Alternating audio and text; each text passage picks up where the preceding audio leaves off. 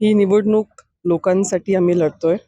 संगमनेरकरांचा जाहीरनामा जो दादांनी संगमनेर 2.0 जो बाहेर जाहीर केलेला आहे, त्याच्यासाठी आम्हाला लोकांचा खूप छान प्रतिसाद मिळालेला आहे आणि त्याच्यावर आमचं काम पण चालू आहे आणि तो आम्ही लवकरच जाहीर करू.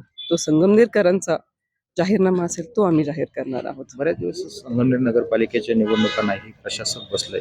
ज्यावेळेस आपण शहरामध्ये फिरताय त्यावेळेस काय महिलांच्या समस्या आहे, नागरिकांच्या समस्या आहे? महिलांच्या समस्या खूप बेसिक आहेत. बेसिक म्हणजे जेव्हा मी म्हणते, की बाबा कचरा उचलला जात नाही किंवा रस्त्याचं खड्डे खूप झालेत रस्त्यांमध्ये. मागच्या 4 वर्षात काहीच काम नाही. तिथं नगरसेवक नाही आहेत, नगराध्यक्ष नाही आहेत.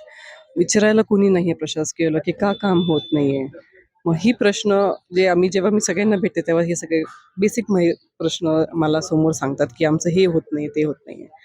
मग ते जेव्हा ही निवडणूक होईल त्याची बरोबर सिस्टम आम्ही सगळेजण चांगल्या पद्धतीने लावू हीची खात्री मला नक्कीच आहे.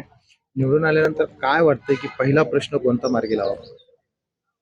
पहिला प्रश्न सगळे बेसिक नेसेसिटीज ज्या असतात लोकांच्या, त्या पहिलं आम्ही एकदम सिस्टम लावून ते पहिलं लावणार आणि त्याच्यानंतर जसं आमचं जाहीरनाम्यामध्ये येईल त्या पद्धतीने आमचं काम चालू होईल. जवळपास 59,000 मतदान या संगमनेर नगरपालिकेसाठी होणार आहे. नगराध्यक्षपद जनतेमधून आहे.